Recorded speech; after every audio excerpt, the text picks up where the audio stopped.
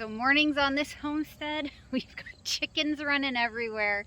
The girls are starting school today and we are building a new coop so that we can put all the birds in one location. Right now we've got kind of coops everywhere and we want to have a brooder area, one for the juveniles, for the adults. So Scott is on vacation and we are starting a new project.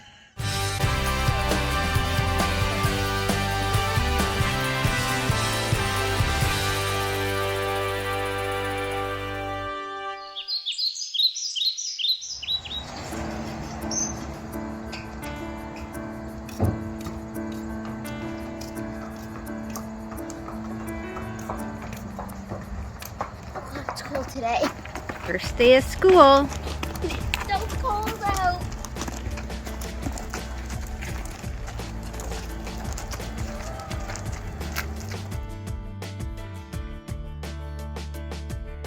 So as crazy as it is to think, it is the first day of school already. So Kate is going into grade 10 and Julia is grade 6. And just like that, my babies are growing up on me. So they are just getting the horses out before we jump on to online school. Every year I get a picture of the girls before they start school, and this year was no different. It's a little harder to get them to sit through, but in true Julia fashion, whether it's picking her outfit with her shoes to go with it, she wanted a chicken in her picture this year. We're just getting set up to build the coop when I notice this. Buddy, our adult guinea, decided it would be a great idea to break the baby guineas out of their enclosure and take them on an adventure.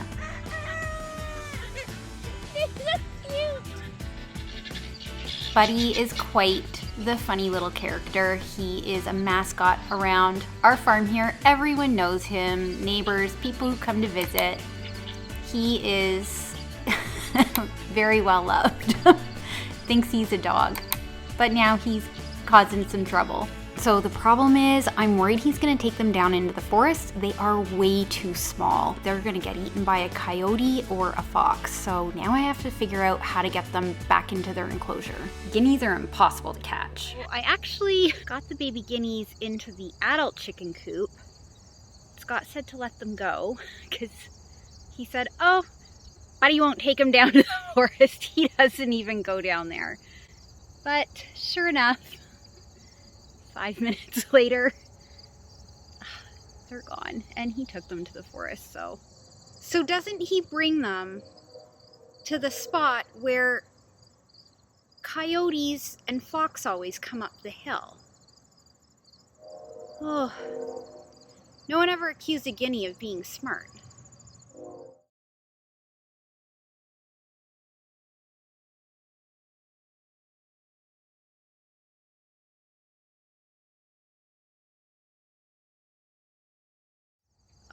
I hope he knows how to bring him back safe. So I have been having wicked allergies to ragweed this summer. Like every day, my eyes are swollen, watering, black, and I spent my whole life thinking this was ragweed, but apparently it's goldenrod. And in fact, this is ragweed, which we have everywhere. Let me know in the comments below if you didn't know this either. Alright, so time to build the coop. But first, an important disclaimer. We are not professional contractors. We have had no formal training in construction. We are not suggesting that you build a coop or a shed based on the information that we're giving you in this video.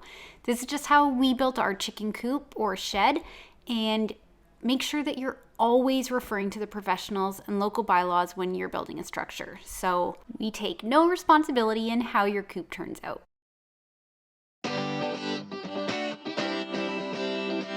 First, you want to start off with some kind of a plan. So these are our plans. I realize I kind of go a little overboard. My family loves me anyway. But have an idea of what you want to do so you know what materials to have. Next is the solid base. You want to make sure that you've got a really solid base because without this, you are not going to have a long-lasting shed. So we started with limestone screening. We dug out a spot, made sure it was level, then packed it with limestone screening. On top of that, we put a cinder block and our post in that. Further down the hill, we dug down 4 feet and cemented a post into the ground. Make sure you're using pressure treated wood for the posts, as well as any of the materials that are going to be touching the ground or directly above the ground. Otherwise, the wood will rot. What do you think? How are they doing? Now, because we are building a large shed / coop, it is going to be 10 by 16.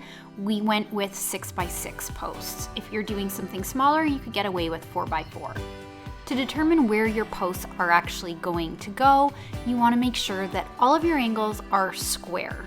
The fastest and easiest way to do this is to grab 4 markers and place them at the corners where you think your posts are going to go and tie them with string. If you have your 2 sides opposing each other that are equal lengths for all 4 sides, then you're good. Next, you're going to just measure the diagonals. If they're not equal, you're going to try again, move your markers around until you get it.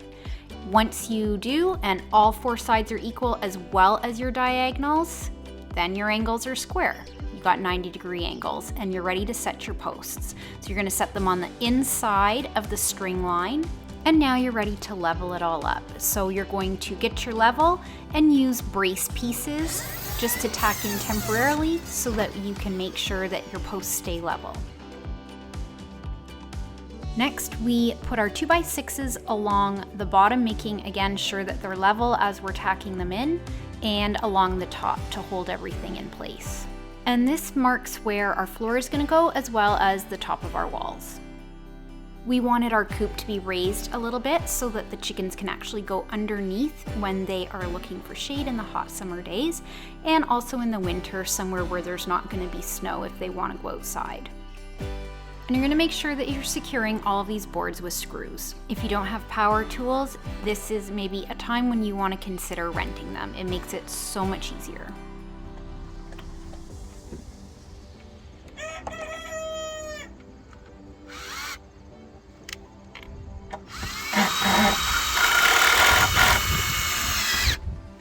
When you're doing the floor joists, you're going to space them 16 inches apart, and they're going to run parallel to whatever length of wall is shortest. So for our 10 by 16 shed, we are running them on the 10-foot length. Remember, measure twice, cut once.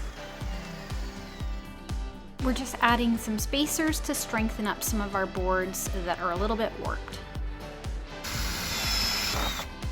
Once we have all the floor joists in, it's time to install your plywood flooring, and we used 3/4 inch plywood, exterior grade. Make sure you get exterior grade. So Buddy came back later this afternoon, no babies in tow, of course. I did actually find 3, the 3 youngest. One was hiding in the horse trailer, the other 2 were hiding under the leaves in the pumpkin patch. The older 2 I can't find, so they've obviously gone off on their own. I did hear them in the tree line, but I looked everywhere and I couldn't see them. So I'm hoping that they eventually know to come home, but at least we've got the 3 youngest. These are wild turkeys, and they are not our turkeys, but every day they swing by and they pick up Buddy. There he is in the middle. Touring around, they go to our neighbor's hayfield through the forest. They drop him back off in the afternoon and then pick him back up for dinner. After they've had a bite to eat together, he heads back home, so he makes his curfew and puts himself to bed. Every day this happens. Our chickens have been anxiously awaiting this coop. They have been underneath it and all through it all day today. Can't wait to see when it's all finally done. Be sure to hit subscribe and the notification bell if you want to see part 2 of the shed coop build. And thanks for watching, and we'll see you next time on Barn Boots and Country Roots. Next episode, our 1,000 subscriber challenge. So one of our viewers said for the 1,000 subscriber video, they wanted to see us riding horses, so I'm too scared. This is just for you guys. All right, let's see if I can survive this. Yep.